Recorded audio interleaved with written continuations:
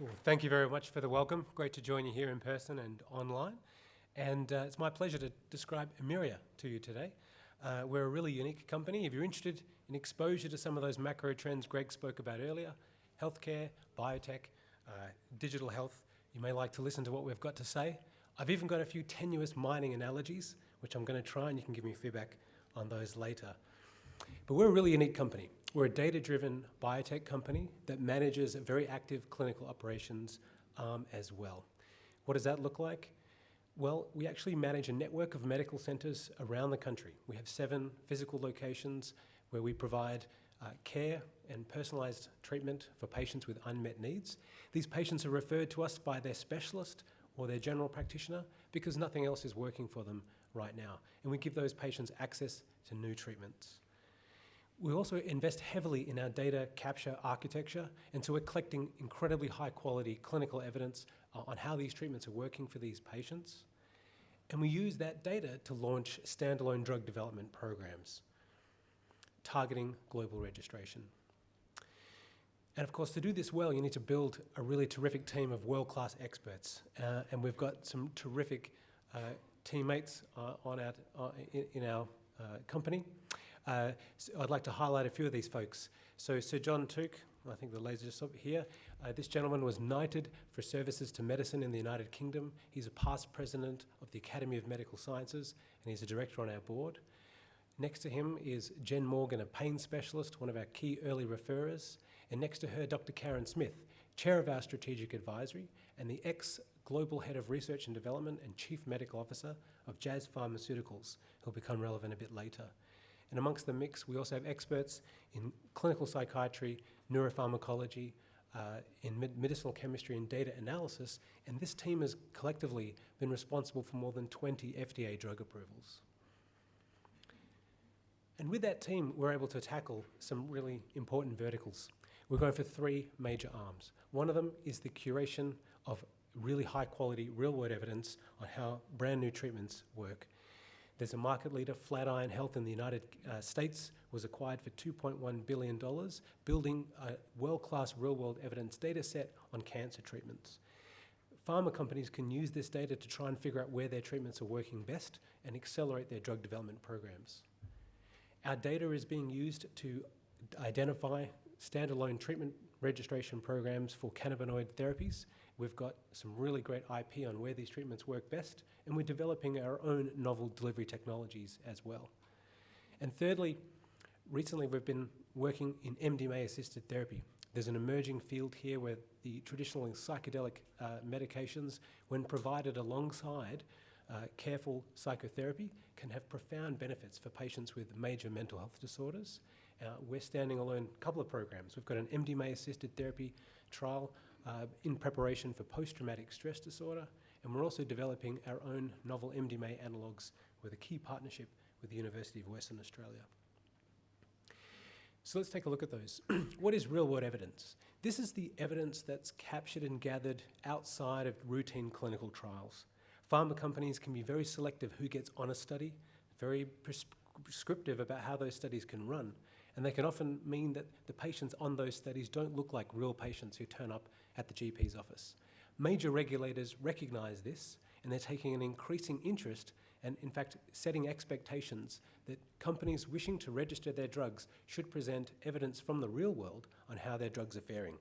The FDA now accepts almost 75% of their applications. In fact, this number's grown at 79 now. Nearly 80% of FDA applications for registration now contain real-world evidence. And we know that companies, particularly in the United States, are being set up and very well funded to provide access to real-world evidence. Of those, none of those, however, mentioned in this table, apart from Emyria, run their own clinical operations that provide frontline access to patients. So this is our data set. So far, we've seen more than 5,000 patients, and this is growing every month across our clinical network. This is our tenement, if you will, and we drill this data for insights on what is working, for what problem, and for which patients. And those insights can then inform our own drug development programs. And they look a little bit like this. So we're now focused on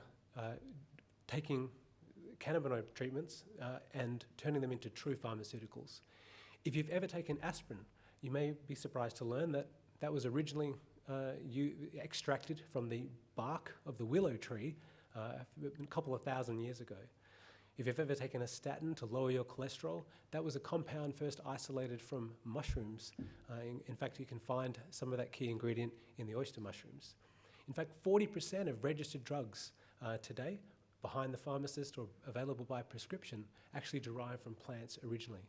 But of course, when we go to our doctor, we're not brewing teas, we're not eating mushrooms or cooking up food. We actually take a reliable dose form, a proper pharmaceutical, and we believe that is the future of cannabinoid treatments and of course all of drug development. And one of the other great, imperatives to registered treatments is that they can generate massive returns. This improves patient access because of the reliability and the clinical evidence that supports prescribing and registration, and also reimbursement. And we can see that play out in the story of GW Pharma. They are the first company to register a cannabinoid-based treatment. They have a treatment now that's generating nearly $700 million a year from that single product, treating a rare form of epilepsy. And you can see that the revenues from that one product dwarf all of the revenues currently obtained from more than 190 unregistered products available in Australia. A key thing about GW is that they were recently acquired from Jazz Pharmaceuticals for $7.2 billion US earlier this year. And you might remember Karen Smith, chair of our strategic advisory, was the ex-chief medical officer at Jazz. What we're trying to do is isolate the purest form of cannabinoid we can. We believe that the future will be synthetic. This offers reliability, quality, stability, and cost advantages over some of the plant-derived products to date. And we believe that's going to be really crucial for approvals with major regulators like the FDA and elsewhere in the world. We have a growing patent portfolio, as I've alluded to before, informed by the real-world evidence that we've gathered. This covers both the use of these treatments, but also novel formulations as well. And two of our leading programs I'll just touch on briefly. EMD 003, targeting a Schedule 3 over-the-counter medication that would not require prescription for psychological distress and the symptoms thereof. We're also building out a program for irritable bowel syndrome. Again, a major unmet need. 11% of the population, no registered proven drug treatment for this condition. I mentioned before our MDMA-based programs. So MDMA, otherwise known as ecstasy, is now under review to be rescheduled from Schedule 9 in Australia to Schedule 8. That decision will be made by the TGA in December this year. That's the same shift that happened to medicinal cannabis back in 2016. Around the world, huge amounts of investor interest in this emerging field, driven by, one, a recognition of the major challenges of major mental health disorders, and of course the incredible promising research that's starting to emerge about how psychedelic-assisted therapy can help patients with those conditions. We have two programs in this space. One is an analog development program, where we're taking the ecstasy molecule, making slighter changes to it to elicit different kinds of responses in the human body. So therefore we can diminish some of the side effects and amplify some of the more desirable qualities. This library is built on 10 years of research at the UWA, and we've got more than 100 analogues that we're currently screening for neuroreceptor activity. In addition, we're also planning an MDMA-assisted therapy trial for patients with major post-traumatic stress disorder. That protocol is currently under review by the major organisation MAPS, who have led the most successful phase 3 studies in this treatment domain.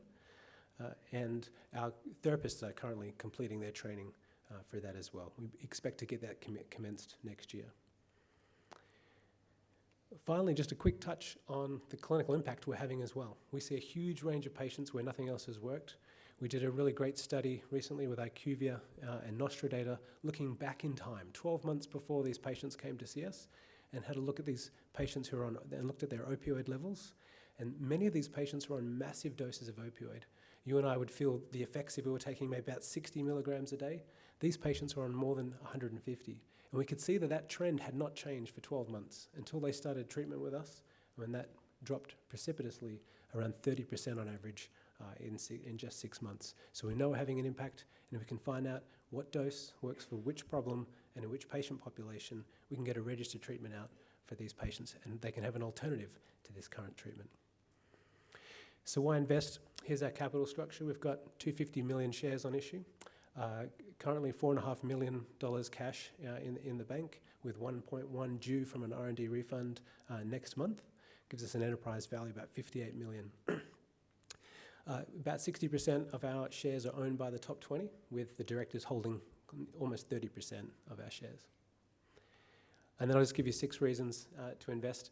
The proprietary real-world evidence that's uniquely ours, more than 5,000 patients, a huge amount of investment in the platform that supports that data capture. We've got a unique cannabinoid delivery platform and unique insights on where these treatments work best, and we're chasing registration with the FDA and the TGA for those. We have exposure into the psychedelic assisted therapy through our MDMA analog development program and the assisted therapies that we're leading over the next year.